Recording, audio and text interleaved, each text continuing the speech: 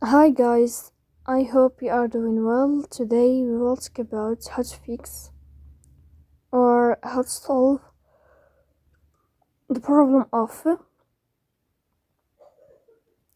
offline on the application of Hacoo. We click on settings. In this page we click on apps, default apps, app settings.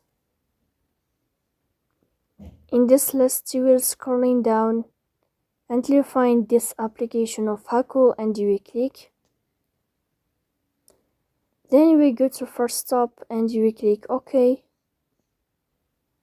After that you will enter to the window of storage. Here you will click on clear cache. Then you will go to Play Store. You will search about the application of Hacoo. If you find update, then you can update your app to fix